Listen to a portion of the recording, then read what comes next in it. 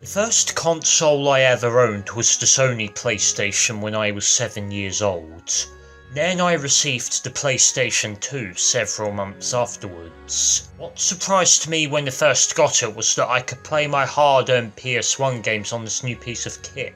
It was particularly helpful on day one since the first game I had for it was Spyro Enter the Dragonfly, a game so artistic that for some reason I had no urge to play it, especially when it locked up and erased my save when I tried to go to that level with the teddy bears. Ever since I got the PS2 I barely touched its predecessor since it had a faster disc reading speed option and a stronger laser.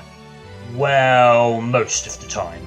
I crossed paths with this phenomenon once again when I claimed my first Nintendo console, the Game Boy Advance. When I received it, it came with a series of Game Boy games, as well as those exclusive to the system. Even though I had the model with the interesting backlight, I still had my fun with the system, especially when I needed a Pokemon fix, or something more akin to an arcade experience. Nintendo systems generally didn't let me down with backwards compatibility. For example, getting my paws on a Wii meant that I could also experience a ton of GameCube classics for the first time, such as the Metroid Prime games, Wind Waker, and Melee. Even for the heat which everyone, including myself, gives the Wii U, it at least had backwards compatibility with the original. However, it was extremely disappointing to learn that neither the Xbox 360 or the PlayStation 3 could perform such a task. I mean, the former can be up to it if you jump a couple of hoops, but only specific builds of the latter could do so with PS2 games. All PS3s can play PS1 titles without fuss though. So, what gives? It's always bugged me, and several others, how consoles have focused less towards this quality of life feature throughout the years, and I'd like to share the main reasons why I feel that it's important. Well, outside of personal nostalgia, of course. Do you ever find it annoying when you want to play a classic and you have to find the system to run it on out of its dusty storage area? On top of that, you have to plug in all of its leads, as well as make room for them so they don't get tangled up. Well, that's the beauty of backwards compatibility. You can save those troubles by playing your older games on new hardware, giving them a new lease of life even when there are more modern titles for you to try out. It also allows the system to have some variety outside of running exclusives which you may or may not be in the mood to play. This salvages the Wii U some, as there may be few games on offer, but you can at least use it as a beefed up version of the original. Now things become more complicated when you consider how you can't play GameCube games aside from the ones which got overpriced HD ports. These days, however, if the console isn't up to the task, you have to either clutter your shelves with more of them, or lift them into somewhere that's out of sight and out of mind. Some of these systems can be outright tanks to carry as well, especially if you didn't fork out money for those slimmer models. However, I'm sure that this is only a petty issue that only concerns neat freaks like me. In my opinion, the strongest draw of backwards compatibility is that it represents one of the closest attempts which the gaming industry has had to preservation. If films can be stored on DVDs or hosted on streaming services, whilst being able to be viewed in the same way as they were years ago, then why haven't there been any more efforts for games to receive identical treatment?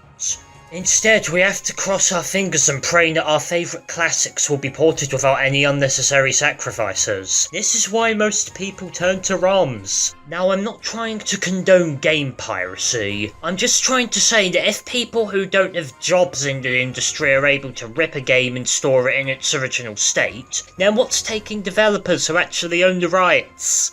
I'm aware of the idea of channels such as the Virtual Console and the PlayStation Store, which have stored ROMs of older games, but not only do these services leave to be desired, they're inconsistent as to what gets put on there. Aside from those with copyright issues surrounding them, surely it should be easy to offload a ton of these ROMs and have them all available at one time. Do these older titles really need such celebration upon re-release? I mean, I can sort of understand with the likes of the Pokemon games since they need to handle connectivity issues, but otherwise most of these are unchanged. It's also worth noting that these re-releases often have unnecessarily large price tags. Microsoft seems to have the right idea in terms of preservation. Although they don't provide every title out of the gate, they at least provide a monthly subscription scheme, which is more than appropriate for what's being sold here. Nintendo seems to be offering a similar scheme with the Switch right now, but let's just say that the selection they have is, as of the time of creating this video, lackluster to say the least. It's a shame too, as if they get their act together, they could have something unmatchable by the end of the system's lifespan. Right now though, I can certainly agree that this isn't good enough.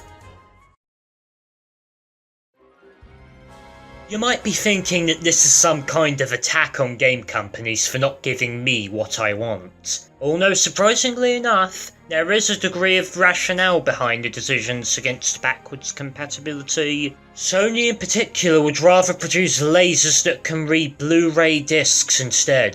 This is a notion I can understand, as it comes back to my aforementioned point about giving the system a degree of diversity. While this could be the time for me to say that I want to have my cake and eat it, since the PS2 was ahead of its time by offering the ability to play DVDs and PS1 titles in one package, but I'm aware that the process of implementing the technology used to read these discs is difficult, time-consuming, and expensive, so I'm not going to complain about this. You could also argue that implementing lasers to read the discs for older systems is a strenuous task as well, even more so if you consider how two of these will need to be applied.